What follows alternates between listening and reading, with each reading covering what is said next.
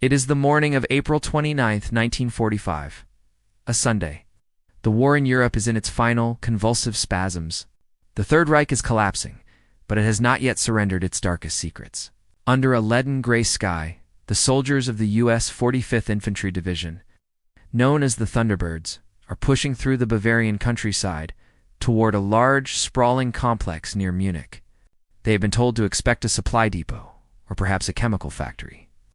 They are tired, they are battle-hardened, and they just want to go home. They have fought their way up from the beaches of Sicily, through the mountains of Italy, and into the heart of Germany. They believe they have seen everything war has to offer. They are wrong. As the 3rd Battalion of the 157th Infantry Regiment approaches the outskirts of the complex, the air begins to change. It is not the smell of gunpowder or diesel, smells they are used to. It is a sweet, cloying, rotting stench that hangs heavy in the freezing air. It is the smell of death, but on an industrial scale. The soldiers cover their noses with handkerchiefs, but the odor permeates everything. It sticks to their uniforms. It sticks to their skin. They reach a railroad spur just outside the camp walls.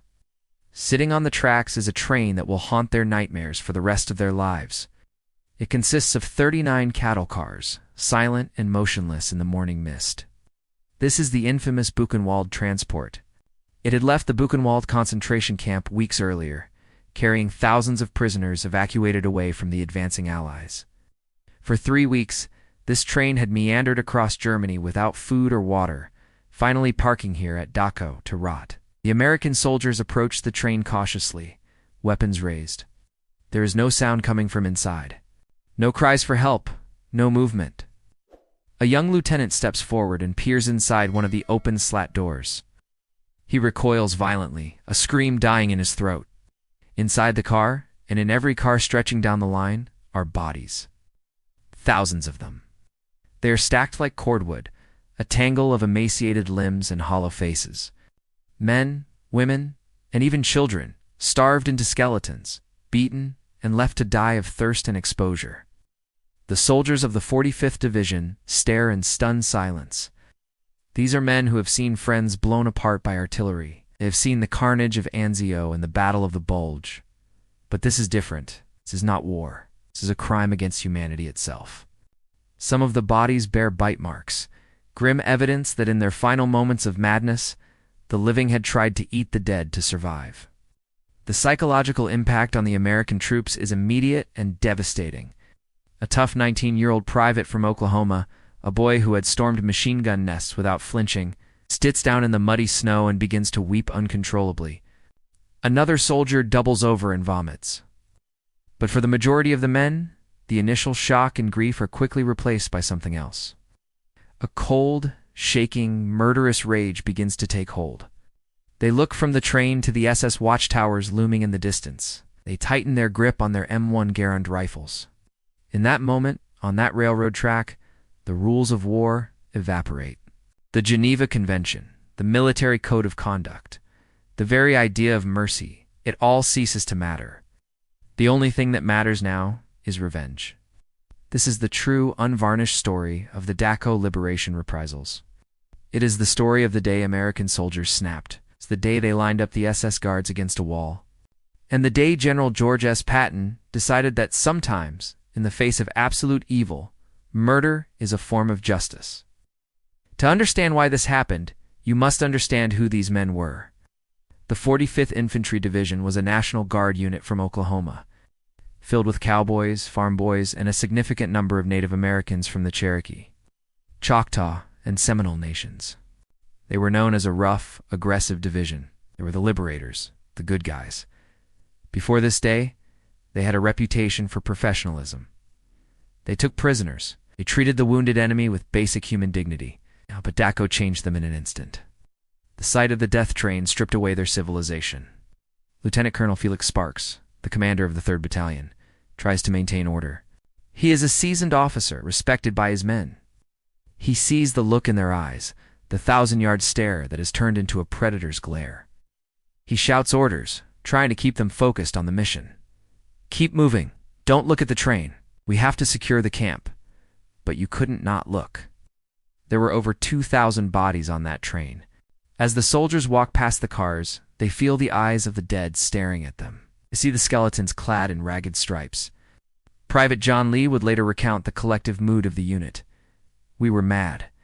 We were so mad we wanted to kill every German in the world." They reach the main gate of the concentration camp. The infamous iron gate bears the slogan, "Arbeit matched frei work sets you free." Inside, the SS guards are still there. The camp commandant Martin Weiss has already fled, cowardly abandoning his post. But he has left behind a young, arrogant SS lieutenant named Heinrich Wicker and a garrison of about 500 SS soldiers. Wicker knows the war is lost. He can hear the American tanks. He decides to surrender, believing that his officer's rank will protect him. Wicker puts on his best dress uniform. He polishes his tall black boots until they shine. He walks out to meet the Americans carrying a white flag, accompanied by a representative of the International Red Cross. He expects the rituals of military tradition. He expects a salute. He expects to be treated with the respect due to a fellow officer. He walks up to an American officer, believed to be Brigadier General Henning Linden, and announces, "I surrender this camp to the United States Army." The contrast is sickening. Here stands a clean, well-fed, healthy Nazi officer, smelling of cologne. Behind him, just yards away, is a pile of starving, rotting corpses. The American officer looks at the Nazi, then looks at the dead. The rage boils over. He spits in the German's face. There will be no honorable surrender today. As the Americans enter the camp, absolute chaos breaks loose. The prisoners, over 30,000 of them, see the olive drab uniforms. They realize their salvation has arrived. Thousands of living skeletons rush the electrified fences, which have just been deactivated. They are screaming with joy, weeping, chanting "Americans, Americans." They try to touch the soldiers, to kiss their boots. But while the prisoners cheer, the soldiers are hunting. They fan out across the camp, moving methodically through the barracks and the administrative buildings. They are looking for the SS. A group of SS guards, realizing the mood has shifted, tries to surrender near a coal yard used to heat the camp's power plant. They throw down their weapons. They raise their hands high. They shout, "Hitler kaputt! Hitler is finished." They think this magic phrase will save them. They think that by denouncing their leader at the last second, they can wash the blood from their hands. It doesn't work. An American lieutenant is watching them. History identifies him as First Lieutenant Jack Bushyhead. Bushyhead is a Native American, a Cherokee from Oklahoma. He is a warrior, and he has just come from the crematorium area. He has seen the ovens. He has seen the rooms filled with human ash. He has seen the clothes of little children piled up waiting to be sorted. The images are burned into his retinas. He looks at the SS guards standing there, healthy, well-fed, arrogant men who have spent years torturing the innocent. He looks at his own men, who are waiting for a signal. Bushyhead does not scream. He does not give a formal verbal order found in any manual. He simply gestures with the barrel of his Thompson submachine gun. Line them up. The Germans are confused. This is not how surrender works. They are herded toward a brick wall near the coal storage. About 50 of them are lined up. They start to panic. They see the Americans setting up weapons. 991 shouts, "Geneva Convention. We are prisoners of war." An American machine gunner, a soldier nicknamed Birdeye, sets up his M1919.30 caliber machine gun on a tripod. The sound of the heavy metal bolt clicking back echoes off the brick walls. Birdeye looks at Lieutenant Bushyhead. Bushyhead looks at the Germans. Then he nods. The air explodes. A massive, sustained burst of machine gun fire screams across the coal yard. The Thompson submachine guns and M1 rifles join in. It lasts for perhaps 10 or 15 seconds, but it feels like an eternity. The SS guards are cut down in waves. They dance the macabre dance of death as the bullets tear through them. When the smoke clears, the wall is chipped and scarred. The SS guards are on the ground. Most are dead instantly. Some are twitching in the black coal dust, which is now turning a thick, muddy red. Lieutenant Colonel Sparks hears the intense firing and comes running from the center of the camp. He sprints into the coal yard and sees his men firing into the pile of bodies, making sure no one survives. He dives into the fray, kicking the machine gunner away from his weapon. He pulls out his service pistol and fires a shot into the air to break the trance. "Stop it!" Sparks screams, his voice cracking with emotion. "Stop it! What the hell are you doing?" The machine gunner Bird-Eye looks up at his commander. His eyes are blank, devoid of the discipline of a soldier. He is not sorry. Tears are streaming down his dirty face. "Colonel," he sobs, pointing at the ovens nearby, "they deserved it." That was not the only incident. The breakdown of discipline was happening everywhere. At Guard Tower B, another group of SS soldiers tries to surrender. They climb down the wooden ladder with their hands in the air. The American soldiers at the base of the tower do not wait for them to reach the ground. They open fire. The Germans are shot off the ladder, their bodies tumbling through the air like rag dolls. They splash into the moat of water that surrounds the camp. The Americans walk up to the edge of the moat and empty their magazines into the water, shooting the wounded as they thrash about. One GI would later write home to his family, trying to explain the unexplainable. "It wasn't war anymore. It was an execution, and I didn't feel a thing. After what I saw in those boxcars, after seeing what they did to those people, they weren't human to me anymore. They were rabid animals, and we put them down. But the Americans were not the only ones killing. The prisoners, the victims who had endured years of hell, wanted their turn. Somehow, despite their starvation and weakness, the prisoners break out of the barracks. Adrenaline and pure hatred give them a terrifying strength. They find an SS guard hiding in a watchtower, trying to disguise himself in a prisoner's uniform. They drag him down. The prisoners do not have guns. They have shovels. They have sticks. They have their bare hands and their wooden clogs. The American soldiers stand by and watch. They light cigarettes. They lean on their rifles. A young officer asks a sergeant, "Should we stop them? Should we intervene?" The sergeant looks at the mob tearing the German apart and shakes his head. "No," he replies. "Let them finish. They earn this. The prisoners beat the guard to death. They tear him limb from limb. It is primal. It is savage. It is justice in its rawest, most ancient form."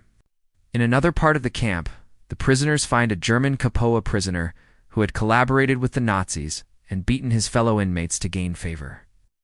They drag him to a latrine and drown him in the filth. For 1 hour, Dachau is a lawless zone. The victims become the judges, the juries, and the executioners. And the U.S. Army simply looks the other way. Eventually, the bloodlust subsides. Order is restored.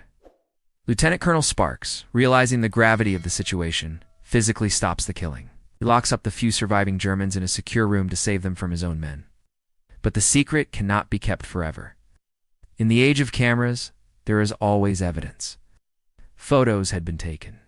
Graphic black and white photos of American soldiers standing casually over piles of executed Germans. Photos of the Coal Yard Massacre. A few days later, the bureaucracy catches up with the war. An investigative team from the Inspector General's office arrives, led by Lieutenant Colonel Joseph Whitaker. They are men of the law, not men of the sword. They're horrified by what they find. They interview the soldiers. They collect the damning photographs.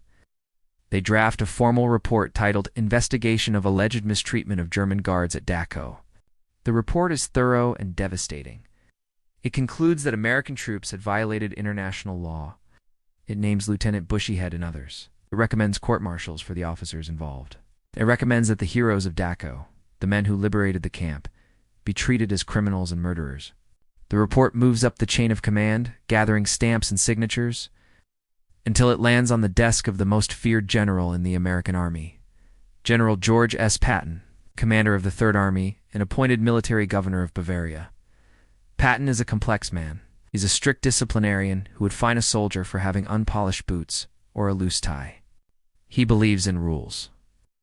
But he is also a warrior who understands the darkness of combat, sits at his desk in his headquarters, and reads the Whitaker report. He looks at the photos of the dead SS guards lying in the snow. Then he looks at the photos of the death train. He looks at the pictures of the skeletal children. Patton knows the context. He knows about the Malmedy massacre just a few months prior, where SS troops had murdered American prisoners. He calls the SS the slime of the earth. He summons the officers involved in the investigation. He holds up the thick file. "What is this garbage?" Patton barks. A legal officer replies nervously, "Sir, it is evidence of war crimes committed by the 45th Division. We must proceed with charges." Patton looks the man in the eye. He throws the report down on his heavy wooden desk with a thud. War crimes? You walk into a place like that, you see 2,000 dead bodies rotting on a train, you see the ovens, and you expect my boys to follow the rule book? Hell no. Patton stands up, his voice rising. These men were overwrought. They had nervous trigger fingers. It happens in war. It is not a crime. It is a reaction to hell. Then, General Patton does something that becomes legendary. He does not sign the court-martial papers, takes the report, the only official record of the massacre, and he burns it.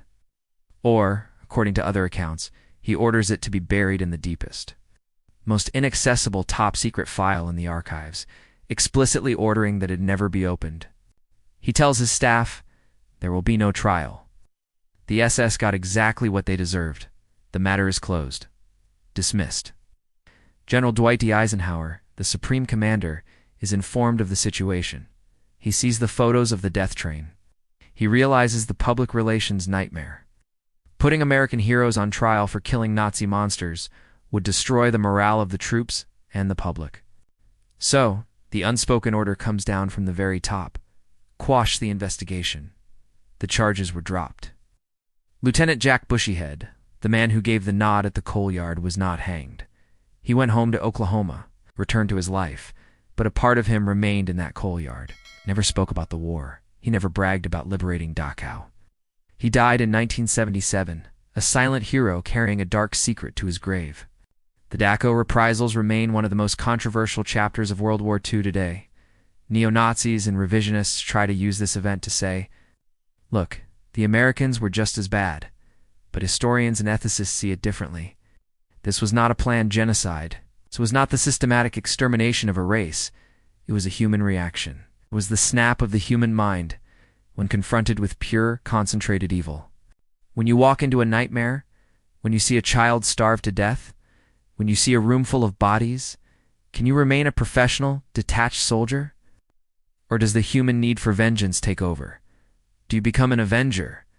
The soldiers of the 45th Division made their choice that Sunday morning, and General George S. Patton chose to protect them.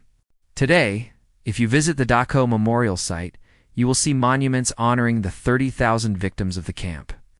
You will see the ovens, you will see the barracks. But there's no memorial for the 50 SS guards who died against the wall. Their bodies were buried in unmarked graves, lost to the earth. History has judged them. They were the architects of hell. And on April 29, 1945, they met the devil. As for the American soldiers, they carried the memory of the death train for the rest of their lives. They tried to forget the shooting, but they never regretted it.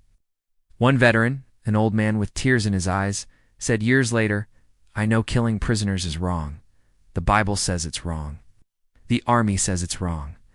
But that day, at that place, with those smells and those bodies, it felt like the only right thing to do. This leaves us with the hardest question in the history of warfare. If you had been there, standing in the snow, smelling the death, and looking at the monsters who caused it, would you have pulled the trigger? Be honest. If you want more shocking and untold stories from World War II, make sure to subscribe to my channel, World War Stories.